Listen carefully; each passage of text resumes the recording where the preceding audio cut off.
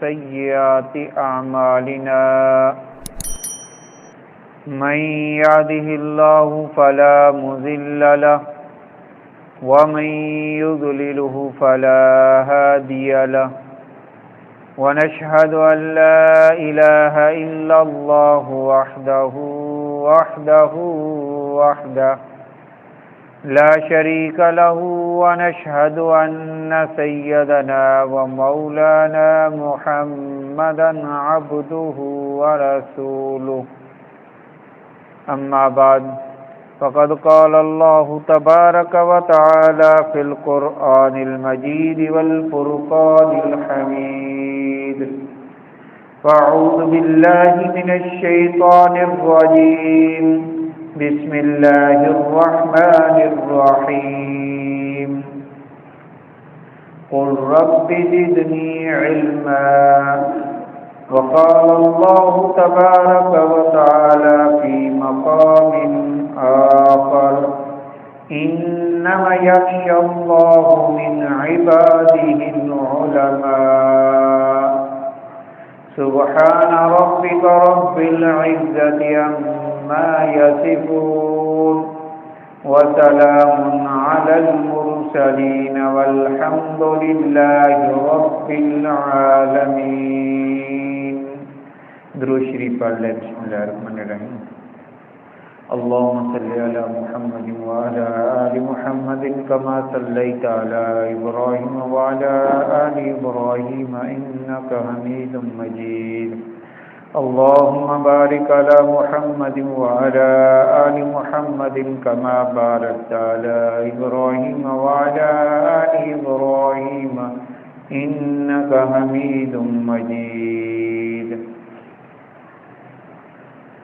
اللہ تبارک و تعالی نے انسان اور جن ان دو کے بارے میں فرمایا کہ میں نے ان کو اپنی عبادت کے لیے پیدا فرمایا.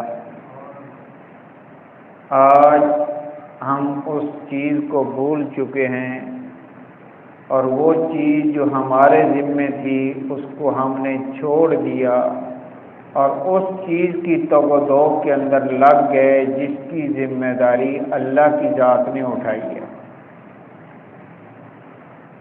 انسان چاہتا ہے کہ مجھے عزت ملے، مجھے مقام ملے، مجھے مرتبہ ملے، عظمتیں ملے، لیکن اس راستے پر نہیں چلتا جس راستے سے عزت، عظمت، مقام، مرتبہ ملنا ہے.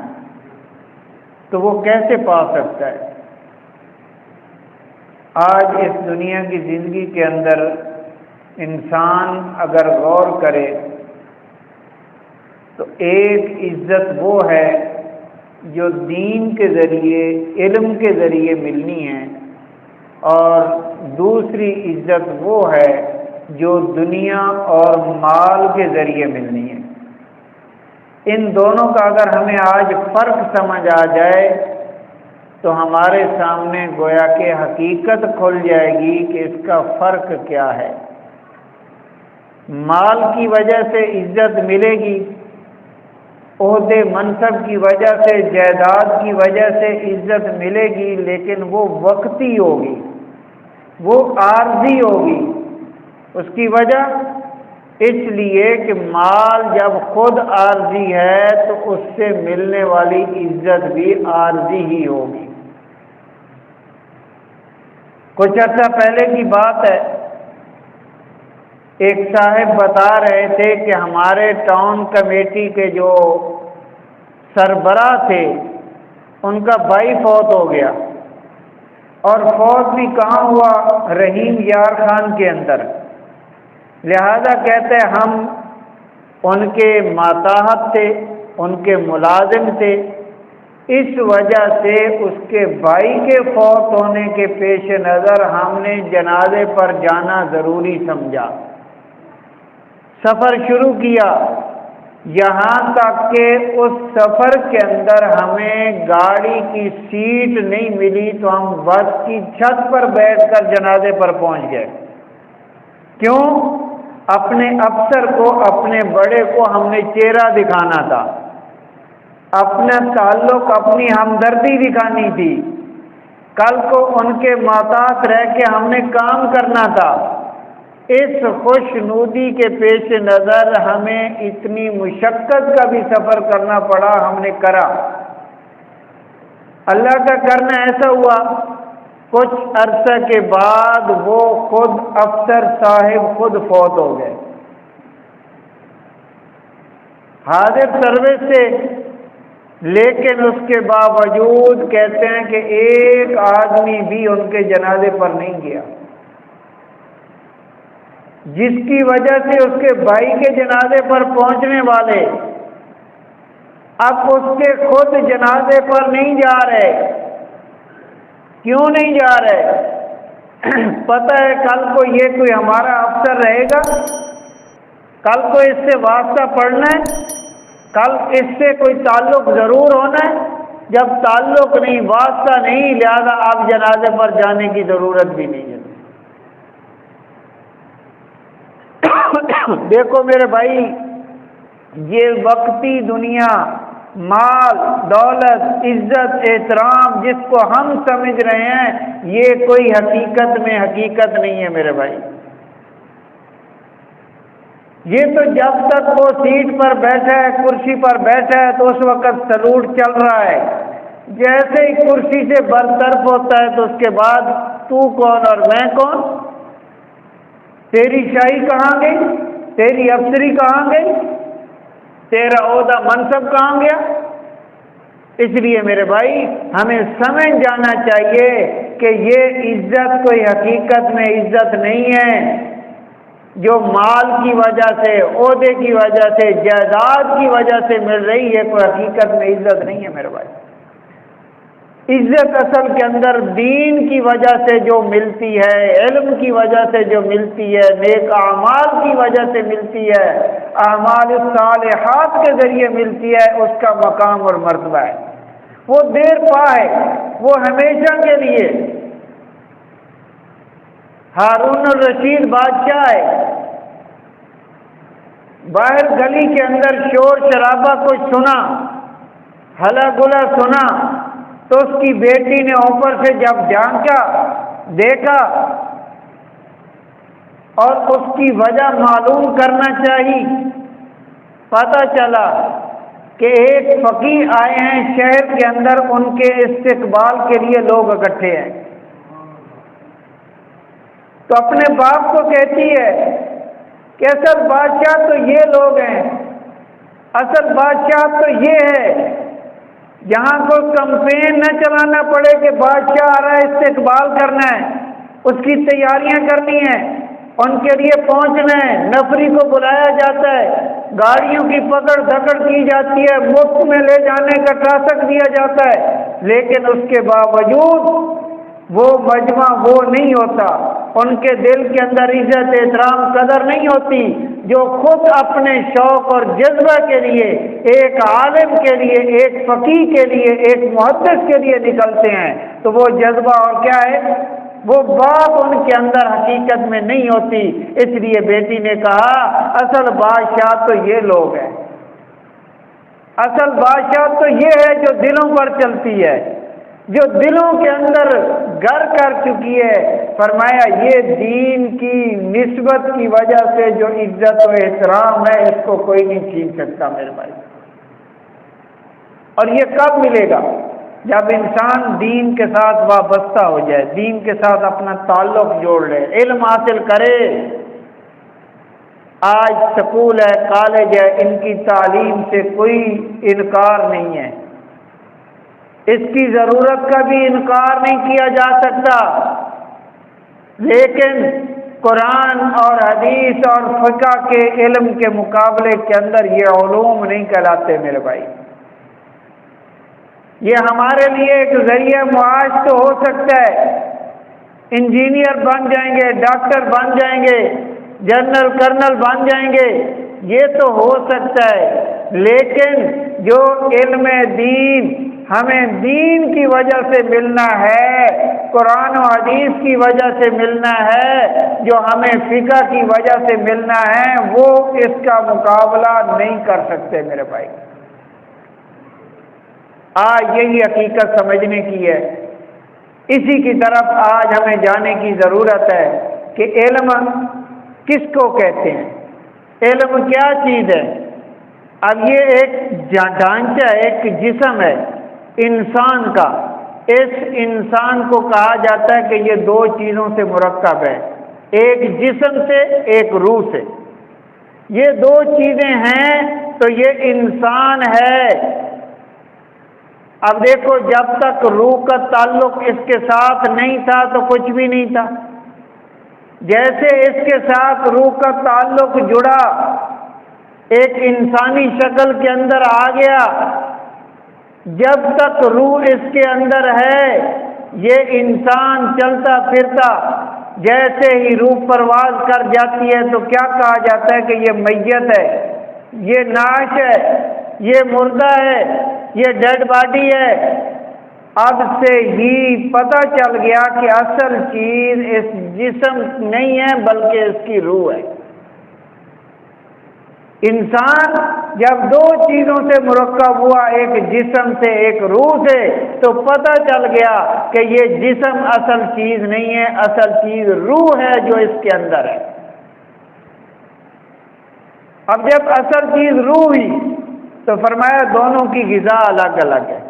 جسم کی غذا وہ مال کے ذریعے، جسم اس کا تعلق مال کے ساتھ ہے، اس کی وضع قطع، اس کی ضروریات، اس کے معاملات جو بھی ہیں ہم ان کو پورا کرتے ہیں تو مال کے ذریعے کرتے ہیں، کھانے پینے کی شکل میں کرتے ہیں، اس کی زیب و زینت کی شکل میں کرتے ہیں، کپڑوں کی شکل میں کرتے ہیں، یہ سارے معاملات اس کے اوپر اس کا تعلق مال کے ساتھ ہے میرے بھائی۔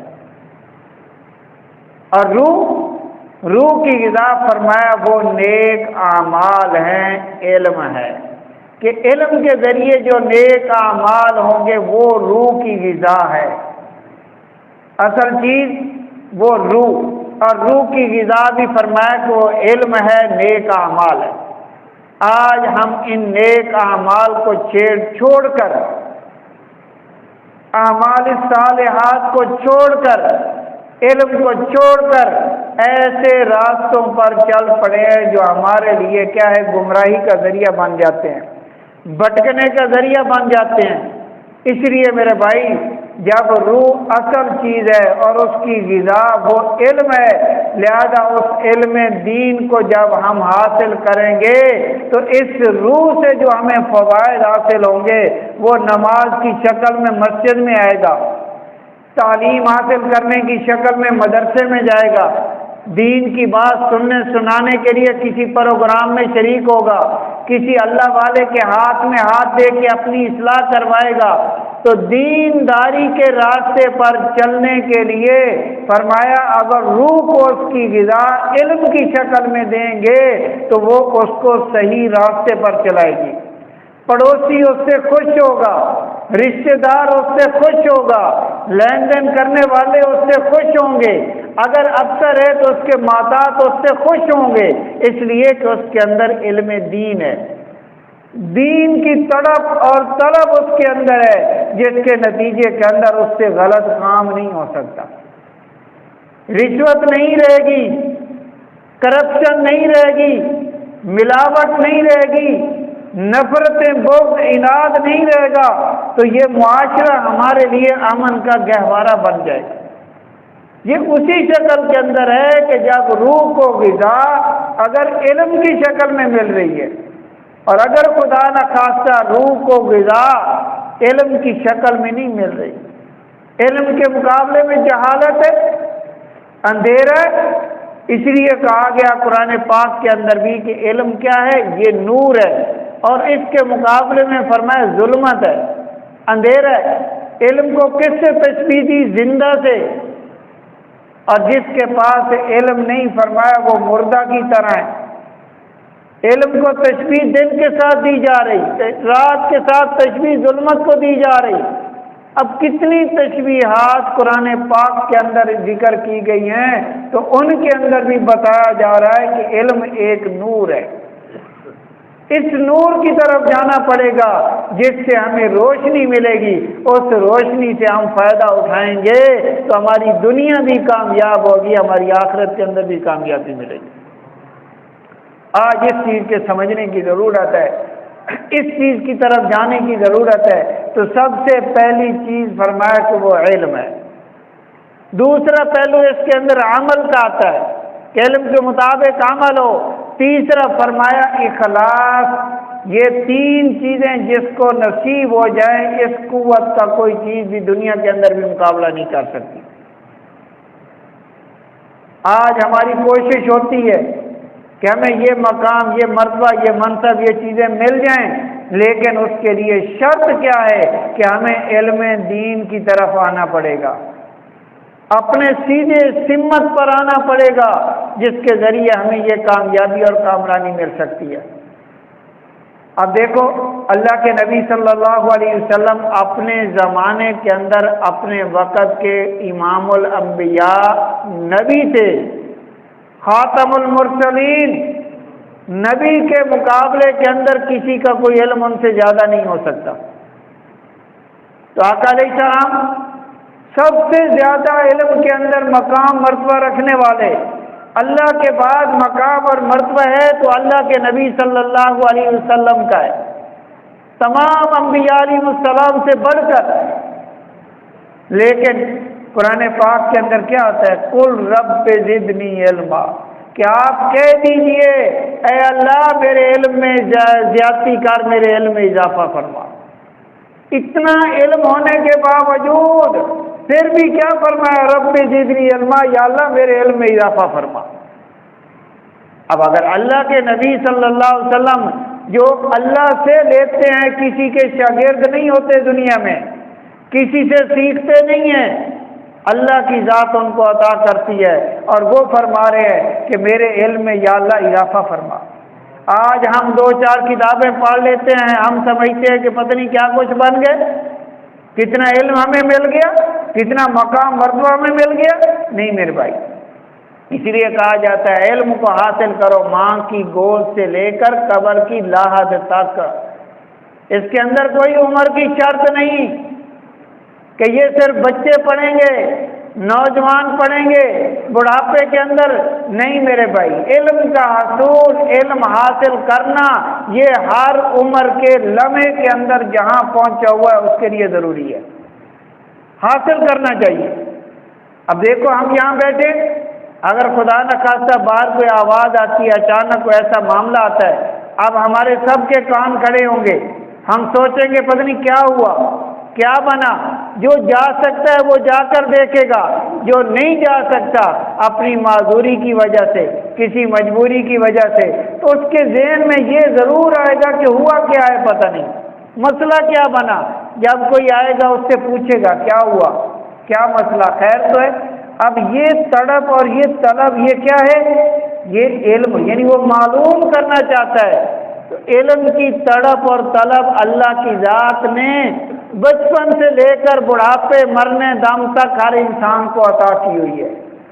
ہاں اگر وہ صحیح راستے پر ہو، صحیح راستے پر چلے گا، اگر صحیح درست سمت پر نہیں چل رہا، غلط سمت پر معلومات کر رہا ہے، تو وہ علم نہیں کہلائے گا، معلومات ہی کہلائیں گے۔ آج دیکھو مدارس کی شکل میں بچوں کے لیے درسگاہیں موجود ہیں، علم دین حاصل کرنے کا ذریعہ موجود ہے۔ اگر کوئی بڑی عمر کا ہو گیا تو اس کے لیے تبلیغ کی شکل میں دیکھو ایک ادارہ موجود ہے، چلتا پھرتا ادارہ ہے، دین سیکھو بھی سکھاؤ بھی۔ خانقاہیں موجود ہیں، کسی پیر صاحب کے، اپنے مرشد کے، اپنے ہاتھ پر آیت رکھو، اپنی کیا کرو، بیعت کرو، اپنی اصلاح کرو، اپنے گناہ بتاؤ، ہم سے یہ گناہ ہوتا ہے، ہمارے اندر یہ کمی کوتاہی ہے، وہ آپ کی اصلاح کریں گے، آپ کو طریقے بتلائیں گے۔ تو عمر کے جس لمحے کے اندر بھی انسان ہو وہ علم حاصل کر سکتا ہے، اس کے لیے کوئی رکاوٹ نہیں ہے۔ حضرت مولانا علی شیر حیدری رحمۃ اللہ علیہ کے بارے میں کیا ہوتا ہے کہ انہوں نے حفظ قرآن، جب جیل کے اندر گئے وہاں بیٹھ کے حافظ قرآن بن گئے، سفید بال ہے، یہ اندر کی تڑپ ہے، اندر کی طلب ہے۔ جب انسان کے اندر ہوتی ہے، انسان کوشش کرتا ہے۔ ایک آدمی دنیا داری کے اوپر یہ ساری صرف کر رہا ہے، دوسرا دین داری کے اوپر صرف کر رہا ہے، دونوں کا زمین و آسمان کا فرق ہے میرے بھائی۔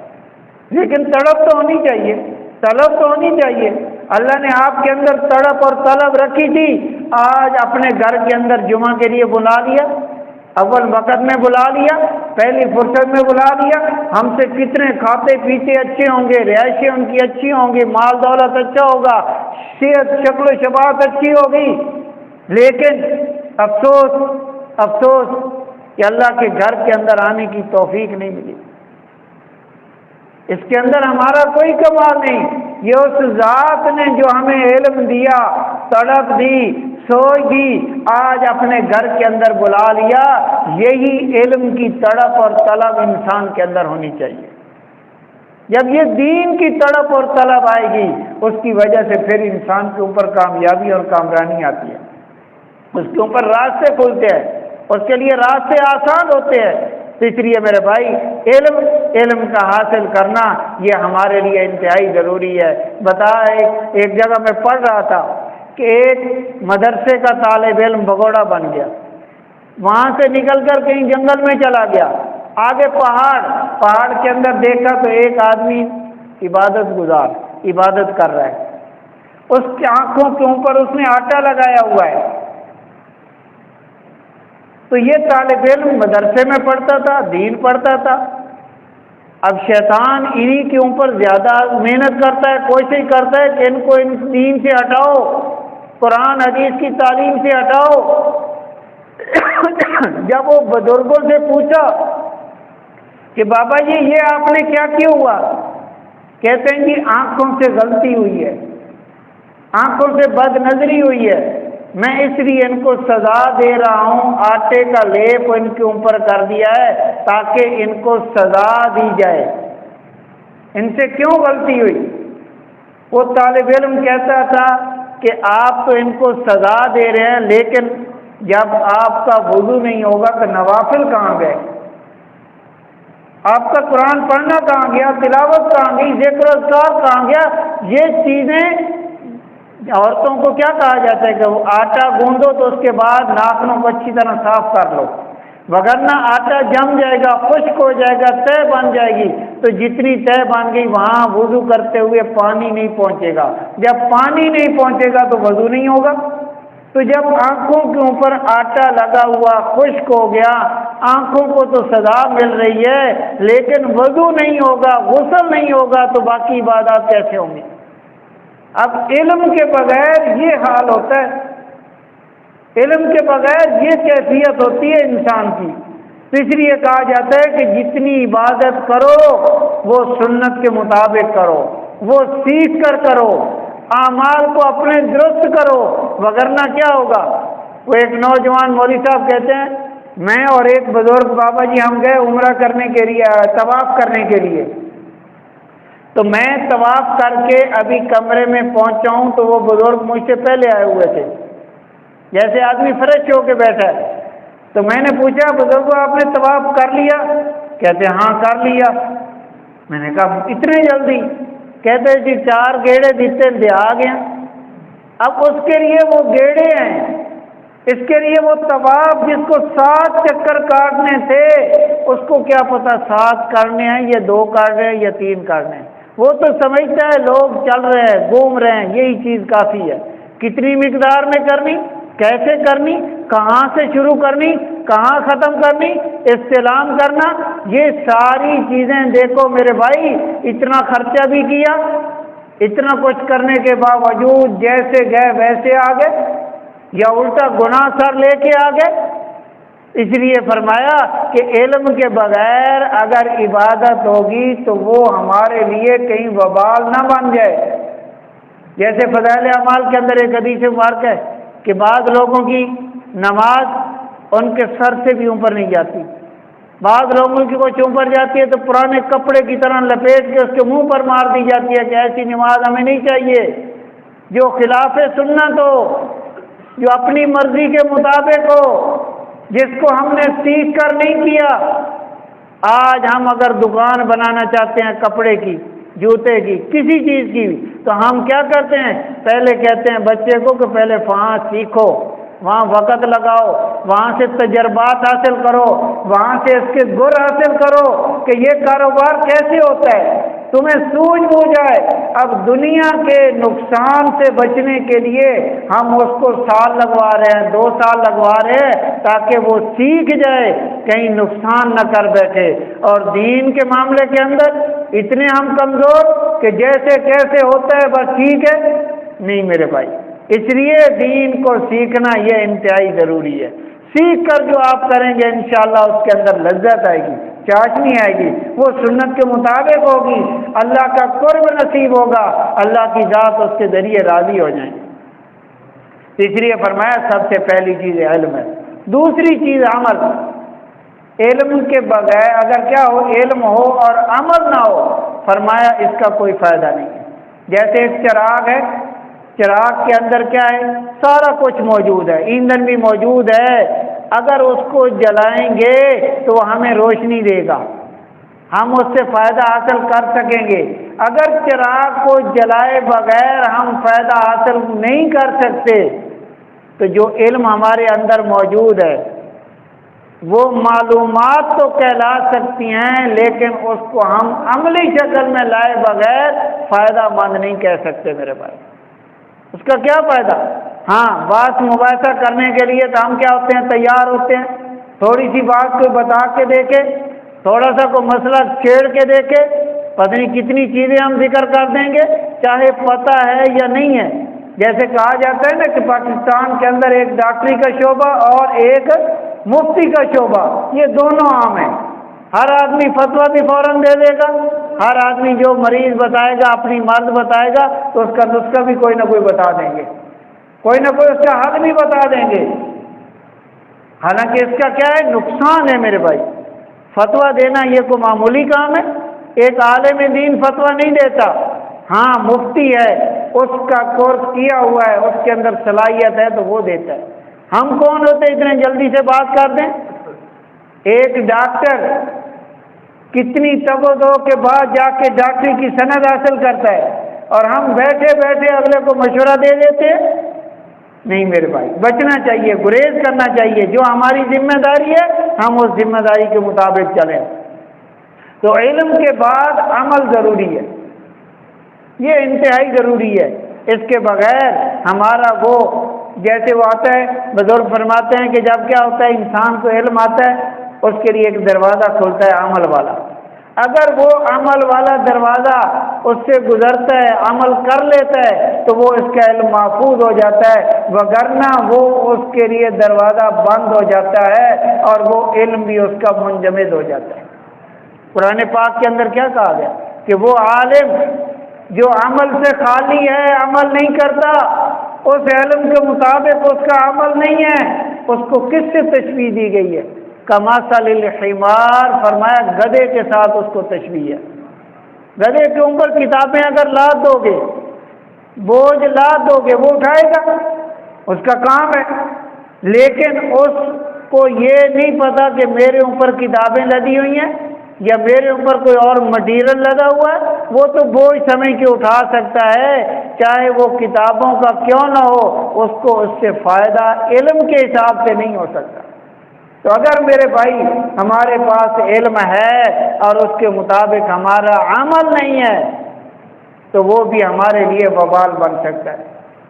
قیامت والے دن 5 سوال ہوں گے، ہر آدمی سے ہوں گے، پاؤں ہلانے سے پہلے ان کا جواب دینا ہوگا۔ ان میں سے ایک سوال یہ ہوگا ہر آدمی سے، کیا تو نے اپنے علم کے مطابق عمل کیا؟ حافظ ہے، قاری ہے، امام مسجد ہے، امام عالم ہے، فقیہ ہے، محدث ہے، عام آدمی ہے، ہر آدمی سے اس کے علم کے بارے میں سوال ہوگا، کیا تو نے اپنے علم کے مطابق عمل کیا کہ نہیں کیا؟ اب اس کا جواب دینا ضروری ہوگا۔ اگر علم کے مطابق ہمارا عمل نہیں ہوگا تو سمجھو پکڑ ہماری یقینی ہو گئی۔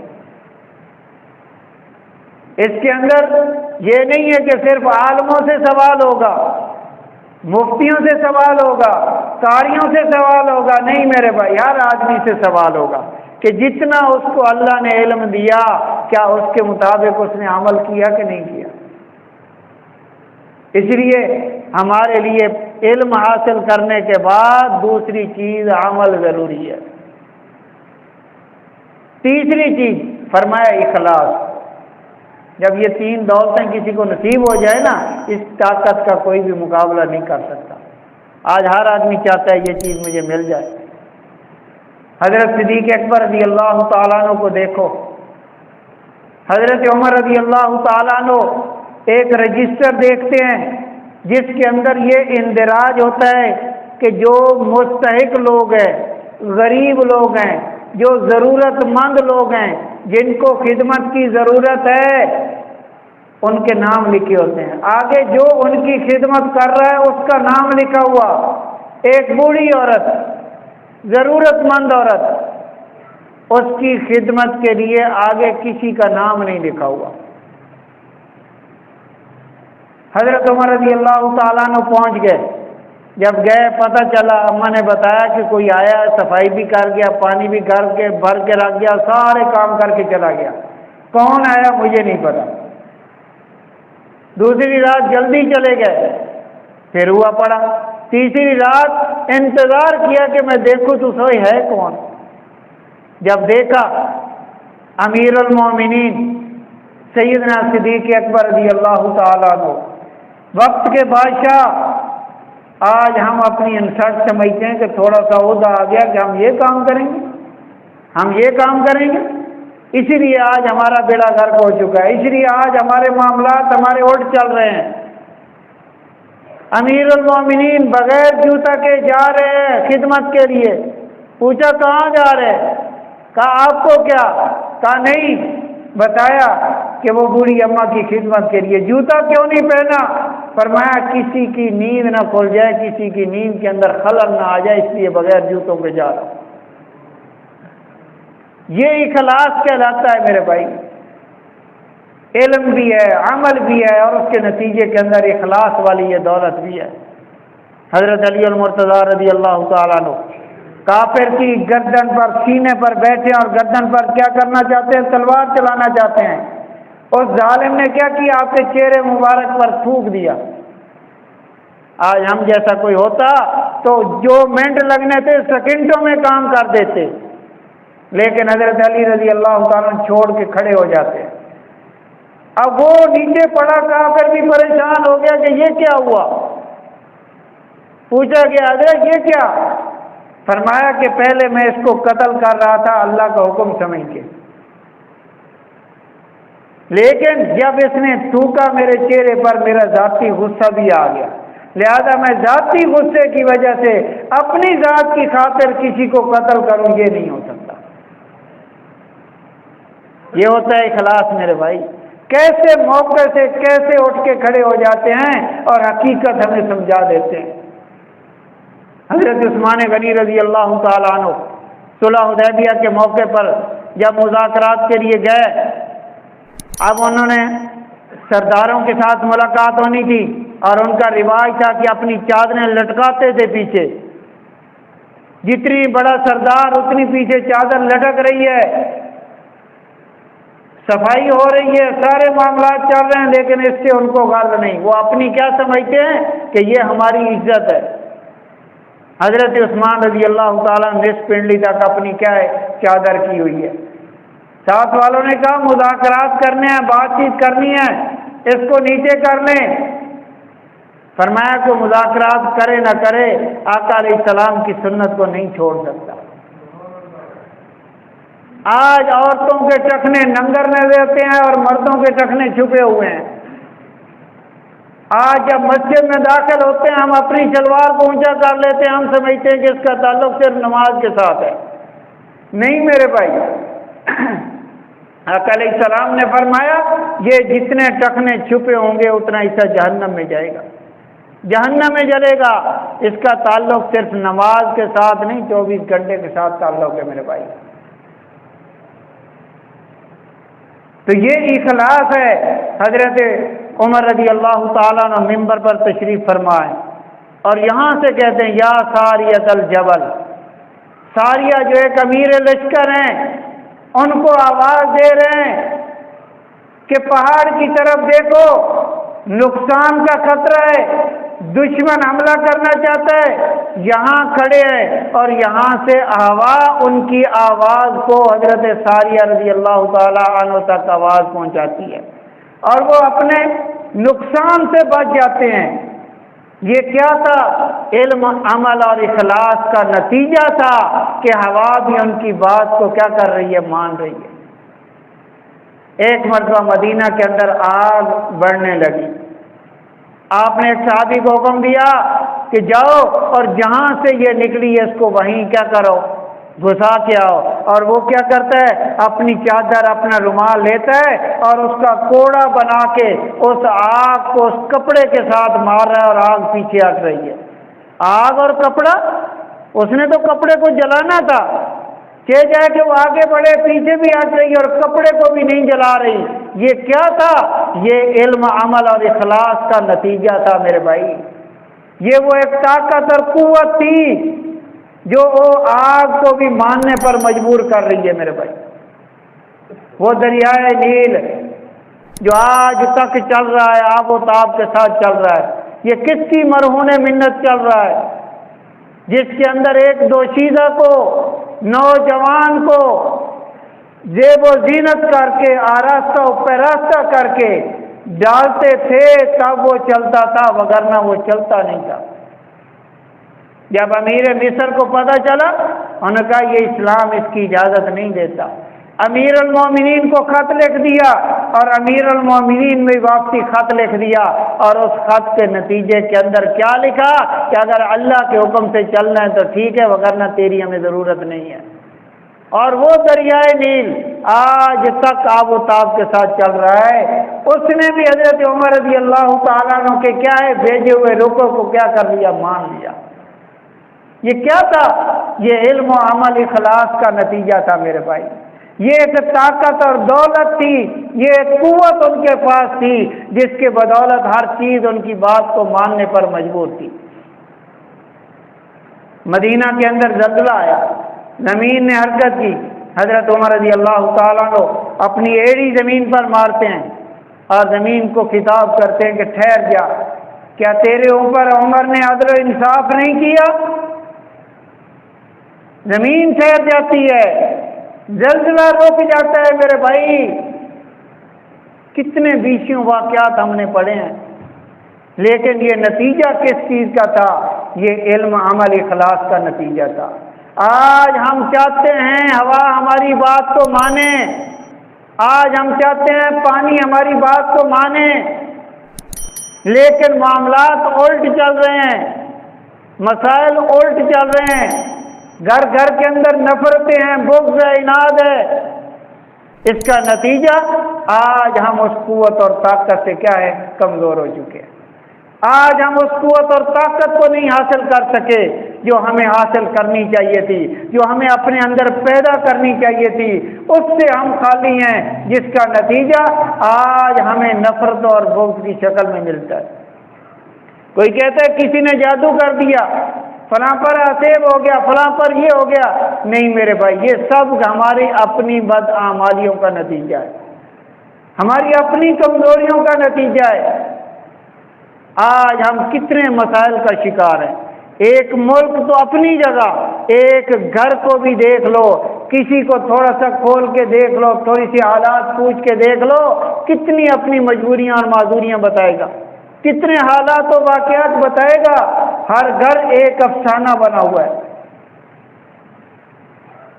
یہ کیا ہے؟ یہ ہماری اپنی بدعمالیوں کا نتیجہ ہے، ہماری اپنی کمزوریوں کا نتیجہ ہے۔ اس لیے میرے بھائی ہمیں چاہیے حضرات صحابہ کرام رضوان اللہ علیہم اجمعین کے نقش قدم پر جیسے انہوں نے علوم کو حاصل کیا، ان پر انہوں نے محنتیں کی، ریاضتیں کی، کوششیں کی، اور اس کے بعد اس کو اپنے گلے سے لگایا، سینے سے لگایا، اور اس کے ساتھ چمٹے رہے عمل کی شکل کے اندر، اور پھر اخلاص تھا، اور اس اخلاص کے نتیجے کے اندر اللہ کی ذات نے، اب دیکھو بیت المقدس آج کیا حالات بنے ہوئے ہیں، فلسطین کے اندر ہماری مائیں بہنیں، ہمارے بچوں کا کیا حال احوال ہو رہے ہیں، وہ کلپ نہیں دیکھے جاتے، وہ منظر نہیں دیکھا جا سکتا۔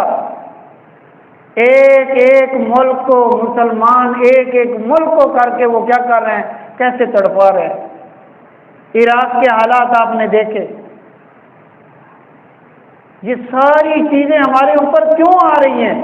حضرت عمر رضی اللہ تعالیٰ عنہ جب بیت المقدس انہوں نے کہا کہ اپنے امیر کو بھیج دو، اگر ان کے اندر نشانیاں ہمیں نظر آ گئیں تو ہم کیا کریں گے، چابیاں سپرد کر دیں گے۔ حضرت عمر رضی اللہ تعالیٰ عنہ سفر کر رہے ہیں، ایک امیر المومنین ہے اور ایک خادم ہے، کوئی سیکورٹی ساتھ نہیں، کوئی گارڈ نہیں۔ اس لیے جیسے کسی بزرگ کا قول ہے کہ جس کو اپنی ذات کی حفاظت کی فکر پڑ جائے وہ دوسروں کی حفاظت کیسے کرے گا؟ سوچنے والی بات ہے نا۔ حضرت عمر رضی اللہ تعالیٰ سر کے نیچے ہاتھ رکھا ہوا ہے، کوئی چیز رکھی ہوئی ہے اور درخت کے نیچے اکیلے سوئے پڑے ہیں، امیر المومنین ہیں۔ حضرت عمر رضی اللہ سفر کر رہے ہیں، جب بیت المقدس کے قریب پہنچے تو وہاں سفر کے اندر چلنے کی باری حضرت عمر رضی اللہ تعالیٰ عنہ کی ہے۔ مہار پکڑی ہوئی ہے اور سواری کے اوپر خادم بیٹھا ہے، غلام بیٹھا ہے۔